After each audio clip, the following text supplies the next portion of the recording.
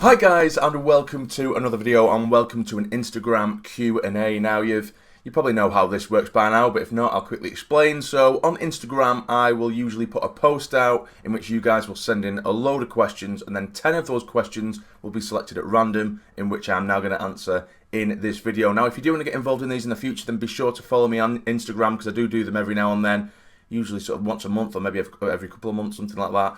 Sometimes even shorter than that. I just do it at random, really. But anyway, we'll get straight into it. So I have selected 10 questions at random, and I do want to say before we get into it, thank you to everyone who did send their questions in, but of course only 10 can get selected. But anyway, the first question of the video is it comes from Reese Houston, and he asks, is the move to Sunderland potentially an option for you now? Now, this question, or a variation of this question, did come up a few times in the questions that were sent in, and it's kind of my own fault, because I did put out on Twitter, it was almost like a teaser tweet, which I didn't really mean for it to be, but I basically just said, you know, is there any private landlords out there in Sunderland, get in touch with me type thing. And yes, it is an option. It's something I've been thinking about, and I have made it known that, you know, at some point in my life I would like to move up to Sunderland. But all that tweet was really, it was just trying to I was just doing a bit of research and a bit of homework about the prices of living up in Sunderland and different things. I do look into it quite a lot, but of course it is a big thing. I've never moved out of Blackpool before. I've never done a big move like that as such, you know. So there's just a lot of research that needs to go into it. I think ideally, for me to move to Sunderland, what would be perfect is if I could live off the YouTube channel, off the Jamsarny YouTube channel, which of course right now I can't. It's physically impossible. But I think, like I say, ideally, if that was ever to happen, that would be great, because then the best place for me to be, if the channel was self-sustainable like that, the best place for me to be would be in Sunderland, because of course then I'd be able to make it to almost every single match, you know, to do vlogs or better reviews, and there's certain people that I would like to collaborate with, or there's different types of videos that I would love to bring to you guys if I was based in Sunderland, and there'd probably be a lot more exciting content, well, not more exciting, but different kind of content that I would like to go down, or a route I'd like to go down, and it'd definitely it'd help if I was in Sunderland. But as of right now, it's, you know, I don't have to, you know, be able to make this YouTube channel massive to be able to do it, I guess, but of course there's just a lot more things I would have to look into, i.e. different jobs up there, and this, that and the other, just boring stuff really. But that tweet was me just doing a bit of research and a bit of homework. But yes, it is a potential option, and it is something I do regularly look into. But whether it will eventually happen remains to be seen. But I would hope so, that one day it does happen, because I'd love to move to Sunderland, even if it is just, you know, sort of temporarily for a while or what have you. But one day I would like to live up there, yeah. So that's my answer to the question. But question number 2 is from Dylan.Smith_. He asks, how did you do on your GCSEs? Now, this question also came in a couple of times, because I know that recently the GCSEs results come out for everyone, and back when I was in school, they were rated differently, and I don't know exactly how it works now, you know, how the marks come in and stuff like that, but I saw it on Twitter that people were saying that they got 3s and 4s or 6s or whatever it is. I don't understand it anymore, but it was simply A star, B, C, D, E, F, whatever, when I was in school. But how did I do on my GCSEs? I did okay. I didn't do too badly. I think I got, for English, as a double, English literature and English language, I got 2 Bs. I took health and social care, which was a double, and I got a B and a C. I actually failed maths originally, which I had to retake, and then I got a C in that. I did food technology as well, because I just love food. I got a C in that. IT, that was a double as well, that was 2 Cs. And science as well, I think it was a double, in which I failed one and passed the other, I think. So I think it was like a C and a D.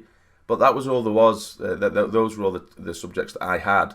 So for the subjects I had, yeah, I did all right. I did pretty decent. But yeah, on that note, I hope everyone who, all you guys who did get your GCSE results, I hope you did. Hope you got the results you wanted. But obviously, if you didn't, don't worry. There's plenty of second chances in life. It's not like everything stops at GCSEs. It doesn't. There's still many more routes to go down. I mean, personally, I quit college after I went to, obviously finished my high school, got my GCSEs. I went to college, and I quit after 2 or 3 months because I just personally didn't like it. A lot of my friends carried on with college. They ended up going to uni. I didn't. It just wasn't for me. I just wanted to work and work my way up in different jobs, and that's exactly what I have done. So you know, it doesn't. It's not the be all and end all. It's not the end of life if you didn't get the results you wanted. But yeah, so that's my answer to that question. I did okay in my GCSEs. Question number 3 comes from Behind the Black Cats, and he asks, "What inspired you to start the gym/fitness sort of stuff?" Now, if you do follow me on Instagram in particular, you know I do post the occasional update. But over the last sort of couple of months, I've been going to the gym, dieting really strictly, and I've lost just under 2 stone in the space of 2 months, which I'm really proud of. Yeah, you can applause me now. You can clap at your screen. No, but I think the main thing was really I got to a point where I had put on quite a bit of weight over the last sort of 6 months, and I did used to go to the gym all the time. But I put on a considerable amount of weight, even if you couldn't really tell on camera. I had put on quite a lot of weight, so I've been trying my best to lose it. And also for your mental health, it's worked absolute wonders, and I have been very open and honest about my battles with mental health in the past and so on. And it really does work wonders. It does. It just gets your confidence boosted. It gives you another hobby to keep yourself occupied, and you just slowly and surely start to feel really good about yourself, and that's obviously a really nice feeling. So what inspired me originally was I just genuinely thought I needed to lose a bit of weight, but now there's more to it. It really is excellent for your mental health. So if you do have your own battles with mental health and what have you, I'd definitely recommend exercise in general. And I kept getting told that, and I thought, oh no, I can't be arsed with exercise, but it really does help. So I do recommend it. But next question, number 4, Sam Richardson _9. He asks, "What motivates you?" These are quite deep questions in this video, aren't they? They're quite deep. They're not all Sunderland ones, are they? Which I do ask for, to be fair. I do like more creative questions. But what motivates me? Friends, family, you guys. I think if we talk about YouTube in general, it probably is more you lot more than anything, because I think the subscriber base and the sort of fan base that we've got on this channel, even though I don't really like calling it a fan base, I like us to be kind of as one. But as a sort of subscriber base, you know, what I'm very honoured and I'm lucky to have is such a loyal bunch of people and kind people that do follow the channel. And, you know, and regardless of what I put out, even if I'm not 100% happy with the video, you guys love it and you thrive off it. And I appreciate that so much, and I don't take that for granted at all. And the support you guys give me is just, it's absolutely insane. So my motivation to keep going and making videos on the YouTube side of things is 100% you guys, 100%. There could be times where I feel a bit shitty or I can't really be arsed making a video, and then I just think, you know, a lot of you guys love the videos, and I don't want to deprive you of that. I hope that doesn't come across as arrogant, but do you know what I mean? So I just think I'd best get a video out. So yeah, that you guys motivate me a lot. You guys are definitely a strong motivation point for me. Number 5, Adam the Boss 237 asks, "What would you do if your best friend became a Newcastle supporter?" He would no longer be my best friend or friend. No, but seriously, and I've kind of said this kind of thing before. It sounds pathetic, but I'd struggle to have, you know, a decent relationship with someone who's a Newcastle fan. I just would. I don't know, it might sound pathetic, but, you know, if I don't have any friends that... Well, I do have a couple of friends that do support Newcastle, but they're more sort of like associates and acquaintances, because my life is so heavily based around Sunderland. I don't think I'd be able to have a genuinely good relationship with someone who supports the scum. Do you know what I mean? But next question, question number 6, from Kieran _McKenna 77. He asks, "Would you ever consider growing a moustache?"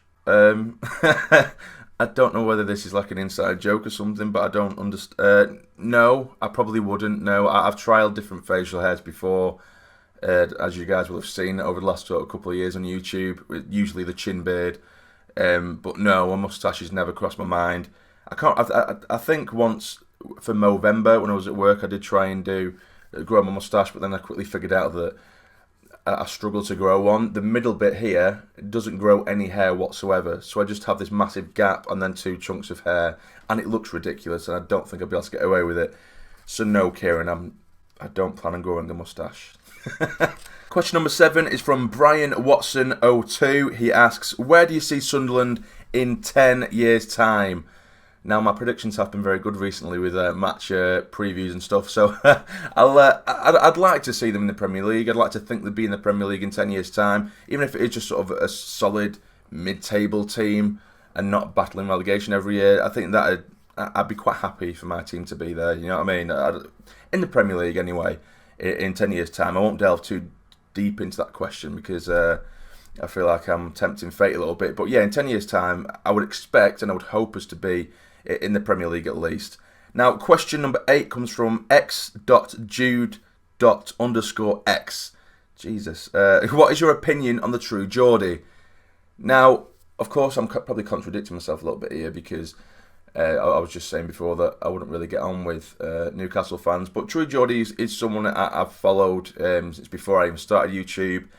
When I first started watching him, it was only really, I don't religiously watch him anyway, but I used to love watching his reactions to Sunderland games against Newcastle, and when obviously we used to beat him all the time.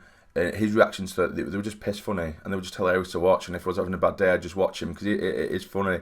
And I do have a massive amount of respect for him anyway, with the way he's grown and what he's done on YouTube. He's done absolutely amazingly. So of course, I have a massive amount of respect for him, and I do like his work with like EXO and stuff like that. And I think I think he's all right, and I think the reason this question was asked was probably because of these leaked messages that have come out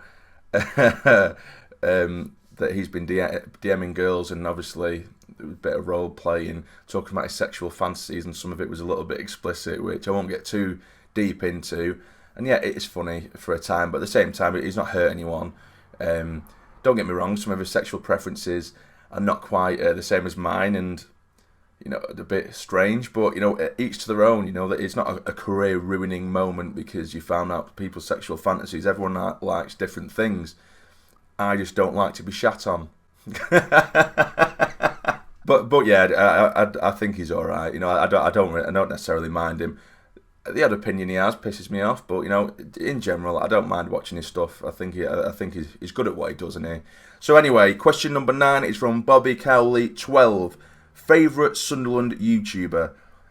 Now, my favourite Sunderland YouTuber, I couldn't really say because I know them all personally, or the majority of them personally, and they're all good at different things. For example, Macam FC, his video editing skills are through the roof, absolutely excellent. You've got the Mad Mistake, who's hilarious. You've got, obviously, Michael Bowers. For me, he was the first Sunderland YouTuber as such that I watched and I really enjoy. And if I'm going to say who I watched the most, it would probably be Michael Bowers. I'm not going to go and brand him my favourite because I just think that's unnecessary and a bit mean. I don't want to start a beef. But he's probably the one I watch the most. It's short and sweet and slick, and his opinion of things that I do value, and he talks sense as well, which I like. I mean, I don't necessarily talk too much sense when people seem to like it, but I do like watching Michael Bowers probably more, or I watch him more often than the rest. Of course, there's others as well, like Wee Philly and stuff like that. But yeah, I probably watch Michael Bowers the most. I'll say that. Now, last but not least, question number 10, we have Joel Dowd _AFC, and he says, "What inspired you to become a YouTuber? Because you inspired me." Oh well, that's really, really nice. That's a really nice question to end on. Well, I'm glad I somehow inspire you. That really does mean a lot. That's very, very nice to read. But what inspired me to become a YouTuber? Well, I was quite late to the YouTube scene. I used to love watching gaming YouTube videos, which I've said in different videos in the past, and the channel was originally supposed to be just gaming, which originally that's what it was, essentially. But yeah, all I used to watch was gaming videos, Game Grumps. If you haven't seen or heard of them, I'd go and watch them because that was my inspiration. They literally just do the basics, sit there and just play random games every week. Every video is different. Sometimes they stick with one series of a game, or they'll just go to random little one-off games, and they just have a laugh, and I enjoyed watching that. So I just kind of wanted to learn how to do it, what equipment I needed, how to edit, which I'm still not brilliant at editing and stuff like that, but I try. But yes, so they inspired me to start it, and the channel itself was supposed to be a gaming channel, and it started off with FIFA, and then my original plan was to kind of drift away from FIFA and then go into different gaming videos, completely different games, random games, and do sort of funniest moments and bits and pieces with different games. But then, of course, because I started off with the Sunderland career mode, that gained a lot of traction and a lot of attention from purely Sunderland fans, and then about 85% of the fan base, or the subscriber base, was built up of Sunderland fans, so I kind of tailored to their needs. And I think I made one video where Sunderland did get relegated, and I had a bit of a rant, and that kind of exploded, and it banged a little bit, which of course made the channel grow, and it kind of just naturally became a more Sunderland related channel, which, you know, when people say that they like me as a Sunderland channel, you know, I still try and stay clear of that label, even though my content does contradict itself, because I do usually Sunderland related content. That's basically it. But you will see, hopefully in the future, that there will be different kinds of content coming to the channel, because that is what I want to do. I don't want to be limited to just purely sitting and talking about Sunderland, which I'd really enjoy doing, and I love doing that. But at the same time, I do like to drift off into different gaming stuff and other types of videos every now and then. But yeah, so what inspired me to become a YouTuber? I just gaming videos, really, and just watching YouTube myself inspired me to do it. Then I just practiced, and now here we are, nearly 10,000 subscribers, which is really exciting. But yeah, so that's it, guys. It's a bit of a different one today, because not all the questions were all focused directly at Sunderland, so I appreciate that. There were some really good questions in there. But again, if you do want to get involved in these kind of videos in the future, make sure you do follow me on Instagram, and hopefully, or maybe, you'll have a chance of getting involved in the next video. But if you have enjoyed this, please hit the like button for me. It'd be massively appreciated, and subscribe to the channel if you're not already, to become a fully fledged member of the Sassy Army. But for now, you take care and stay jamming.